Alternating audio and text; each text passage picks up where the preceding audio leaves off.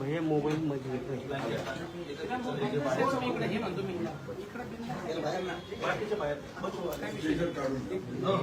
हा कोणी येऊ देऊ नको अमोल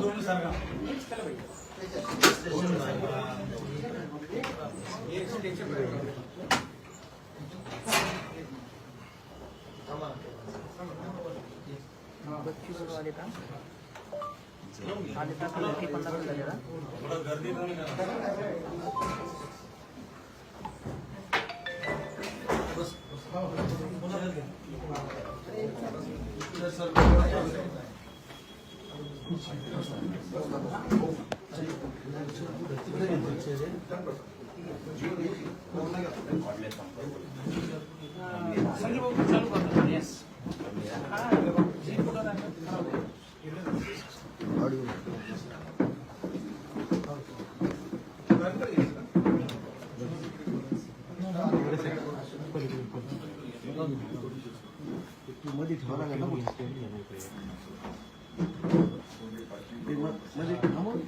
टेबल येऊन ठेवा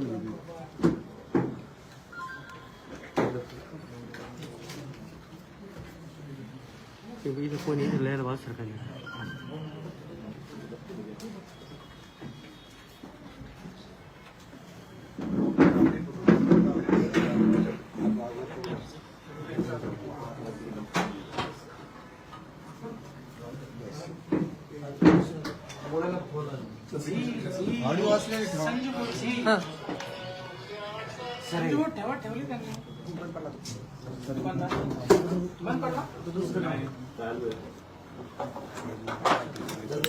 संजू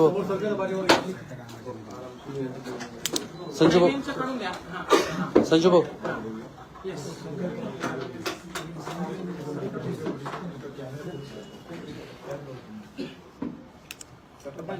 संजू भाऊ हे ठेवा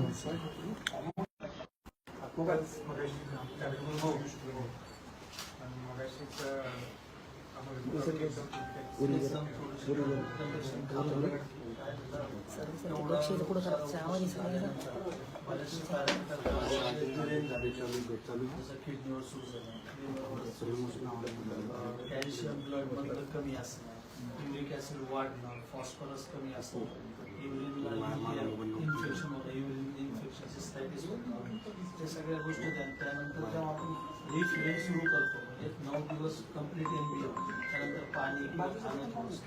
काल आपण वॉटर सुरू केलं तर आज थोडंसं सकाळी ज्यूस वगैरे दिलं तर ते लगेच मग ॲब्डोमिनल पेन, औषध, गिडीनेस हे सगळं रिफिलिंग सिम्पटमचे जे सिम्पटम असतात हे सुरू झालं. त्यामुळे मग खाली येऊन बाकीचे इन्व्हेस्टिगेशन जे आता CT स्कॅन, PVG ते परत एकदा रिपीट करू नये. कारण की रिफिलिंगमध्ये मग ते जमत नाही. परत थोडंसं वॉटर सुरू करावं लागेल. एक दिवस पुढचे 24 घंटे ते वॉटर इनटेक थोडंसं चांगलं झालं की मग ज्यूस वगैरे हळूहळू असं सुरू होईल. नाहीतर मग व्हॉमिटिंग होणं, पोटाला पिळा पडणं, आतड्याला डोकं दुखणं, चक्कर येणं हे सगळे सिम्पटम सुरू होतात. ते तसं सुरू झालं होतं नाही ना नाही ते आपण स्ट्रिक्टलीच फॉलो करतो. पण ह्यावेळेस काय NBM खूप जास्त राहिले आणि परत हे पहिलं नाही, ऑलमोस्ट 6वं कुपोषण ह्या 12-13 महिन्यात. त्यामुळे यावेळेस थोडे शरीरावर थोडे जास्तीचे सिम्पटम्स आहेत. तरी स्लोली सुरू केलं आपण कालपासून, असं काहीच गडबड नाही. फक्त वॉटर सुरू केलं तर आज ज्यूस दिलं थोडंसं तर लगेच त्यांना त्रास तो आणि त्रास यावेळेस पहिल्या 5 उपोषणापेक्षा यावेळेस थोडा जास्तीचा त्रास आहे. म्हणून कम्प्लिटली कालपासूनच आपण व्हिजिट कम्प्लिटली बंद आहे, बाकी सगळ्या गोष्टी बंद आहेत त्यांच्या तब्येतीमुळे.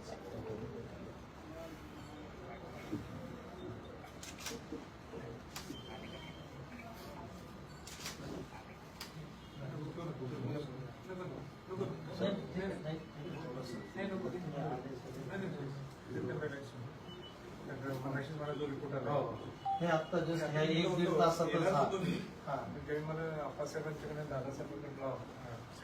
सकाळीच थोडस नव्हतं म्हणून आपण दिलं नव्हतं, थोडं 12-12:30 दिलं आपण थोडं ज्यूस, मग ते 1च्या नंतर सिम्पटम सुरू झाले. ते करून तरी एकदम नाही कम्प्लीट बंद आहे, पूर्ण स्किन वगैरे पूर्ण अशा ड्राय झाली, पूर्ण एकदम हे सगळं जेवढे मायक्रोन्यूट्रिएंट म्हणा, सगळे इलेक्ट्रोलाइट्स म्हणा, हे सगळे एकदम कमी असले कारण डिहायड्रेशन तेवढं सिव्हिअर, त्यामुळे हे सगळे मग सिम्पटम्स ह्यावेळेचे थोडेसे जास्त आहेत. क्रॅम्प्स पण येतात. हो क्रॅम्प्स कंटिन्यू लेगला बॅकला कंटिन्युअस, युरिक ऍसिड वाढलेलं आहे त्यामध्ये, डिहायड्रेशन कंटिन्युअस असल्यामुळे. आम्ही सुद्धा आता इथनं लवकर जातोय, डॉक्टर स्ट्रिक्ट आहोत. नाही स्ट्रिक्टली नाही, यावेळेस कालपासूनच स्ट्रिक्टलीच केलंय सगळ्यांना, बिलकुलच कोणीच नाही. आंदोलनाची वेळ सुद्धा बाकीने काय बोलत नाही, पण बोलायला काय हरकत नाही. त्याच्यावर शब्द घेत जास्त लोकांना इंजेक्शन आपल्याला सांगितलं जर काय तब्येत काय व्हायला लागली आंदोलन सगळ्यात होऊ शकते, पण तब्येत सगळ्यात कॉल घ्यायला पाहिजे. ते काय कॉल देत नाही स्वतः, म्हटलं तरी ते नाहीच करतात. त्या दिवशी सगळ्या लोकांनी मिळून बळजबरी कॉल घेतला कालचा समजा जो आहे, म्हणून तरी ठीक आहे, परवा जो आयव्ही लावला, नाहीतर मग कंडिशन, कारण युरिन्स मध्ये किटोन लार्ज येतो ते ऑलरेडी 3 दिवसापासून. किटोन येणं चांगली गोष्ट नाही, single ketone is not good, 4+ ketone होतं ते जास्त सिव्हिअर असतं. त्यानंतर ब्लडमध्ये मग ऍसिड तयार होणं, मग ऍसिडॉटिक ब्रिथिंग, मग ते थोडंसं सिव्हिअर होतं. मग तसे डॅमेज जे होतं शरीरावर ते पण परमनंट डॅमेज होतं, ते टेम्पररी डॅमेज म्हणून ते परमनंट डॅमेज करतात.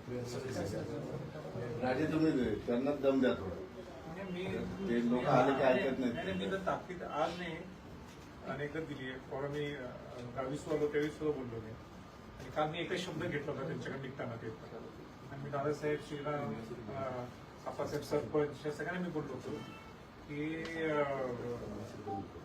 वेळ शब्द मी काय घेतला, जर परिस्थिती तुमच्या मागण्या मान्य होत नसतील, तर तब्येत एकदमच खालवली तर त्यानंतर काय ऐकायचं नाही, स्वतःच्या तब्येतीसाठी आंदोलन थांबवायचं. आणि तो शब्द घेऊनच मी त्यावेळी बाहेर पडलो. मी माझ्या भाषणाचं बोलून दाखवलं, त्यावेळी तो शब्द येतो. तुम्ही बोला, त्यांना दम द्या, कारण ते लोक आले की ऐकत नाही, डॉक्टरांना पण ऐकत नाही. आणि आम्हाला शब्द द्यायचं अजिबात आता कुठं इंटरव्ह्यू करायचं नाही कोणाला, तुम्ही स्वतःहून म्हणजे लोकांना भेटणे, पुढचं पुढे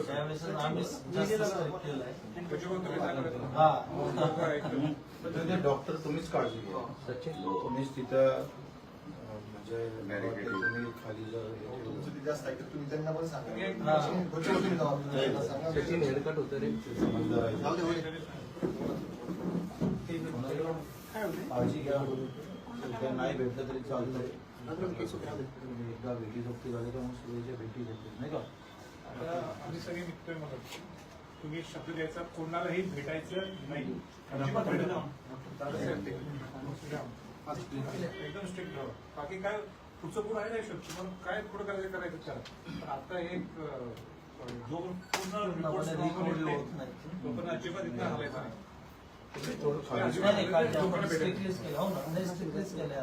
4-5 जेवढे मोजकेच लोक आहेत. डॉक्टर तुम्ही मला शब्द नाही मी मी ऐकतच नाही, यावेळेस तर बोला तुम्ही म्हटलं एवढं डाऊन मी आज पण बघितलं नाही, यावेळेस आम्हीच म्हणजे थोडंसं यावेळेस आम्हीच जास्त केअरफुली आहे, कारण की रोजच्या हर वेळेस पेक्षा यावेळेस थोडीशी खूपच जास्त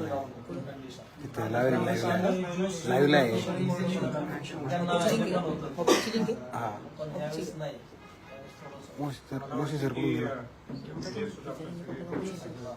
आज मीडियाचं पण असते यांचं पण आम्ही पण गेले आम्ही. प्रेस तुम्ही सुद्धा एक दोन दिवस नाही तर नेहमी होतं पण यावेळेस सगळंच कारण ते नाहीच आहे.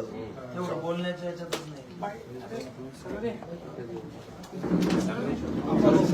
सर सर इथं बाईट राजू शेट्टी सर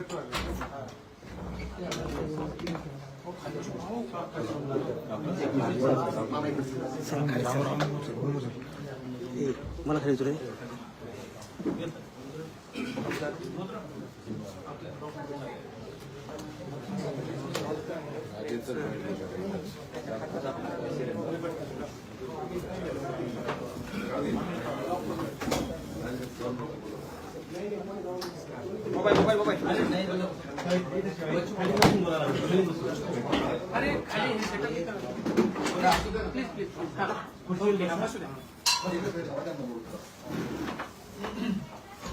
सरदे सर फोन चालू करा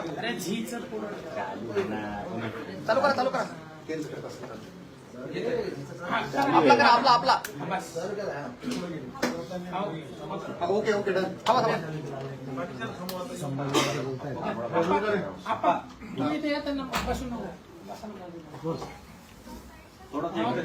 काय म्हणाल म्हणून दादाची तब्येत आता बऱ्यापैकी खालवली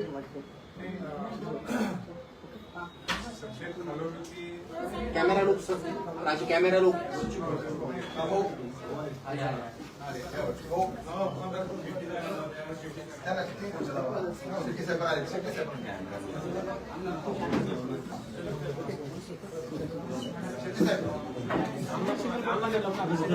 बाकी कोणी रामू रामू माझा मुंबई घे ना मला आवाज येते ना रामू माझा मुंबई घे उमर पण घेऊ नको रे. ते आरवण्याचं पण घे ना आरवण्याचा पण आवाज चांगला आहे याला लावा ना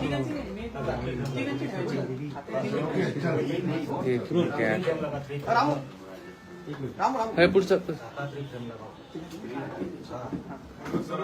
मनोज जरांगे कॅमेरा पाटलांचं कॅमेरा काल संपल्यानंतर ते हॉस्पिटलला दाखल झाले होते.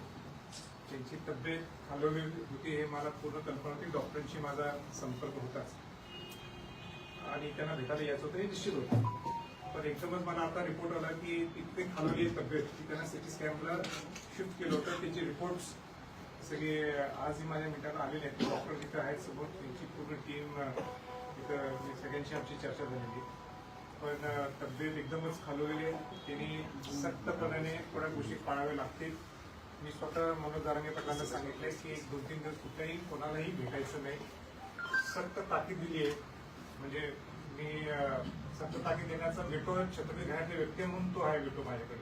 तो मी त्यांना सांगितलं की कुठलेही 2 दिवस प्रेस मीडिया असेल किंबहुना लोक असतील सगळे लोक भरपूर प्रेम देतील नंतर, पण पहिल्यांदा तब्येत व्यवस्थित करणे आणि मगच प्रेस असेल किंवा लोक असेल त्यांच्याशी भेटणे.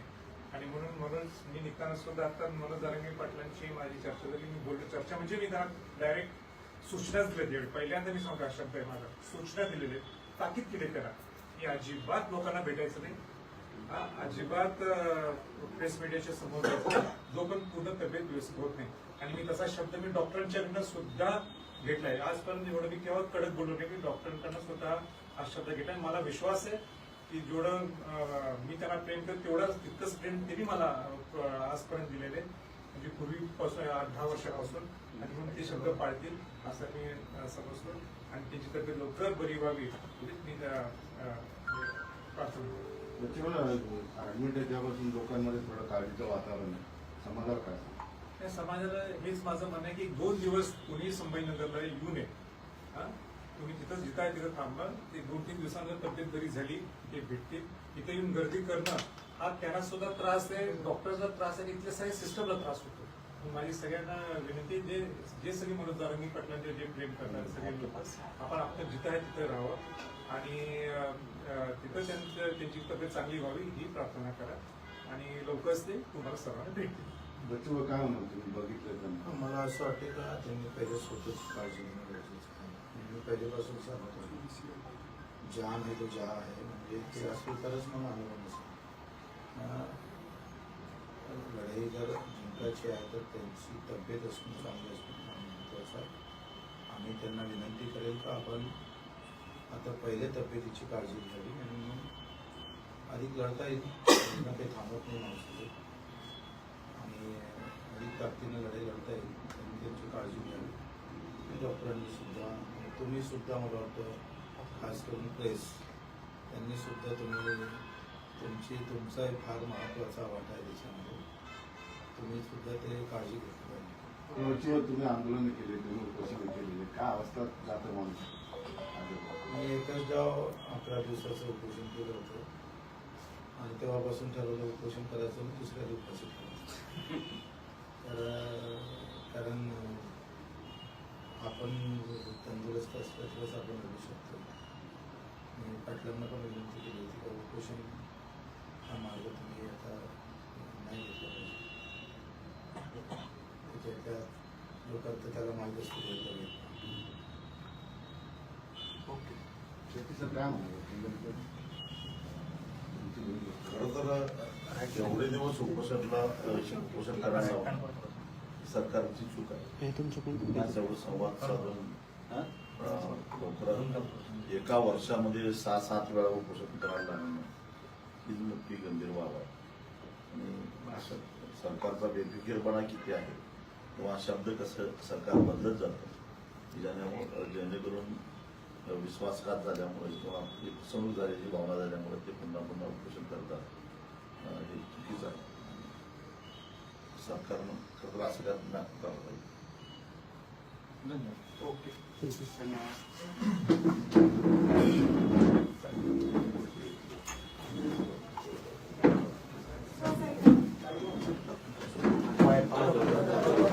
हळू जा बाहेर. हळू जा.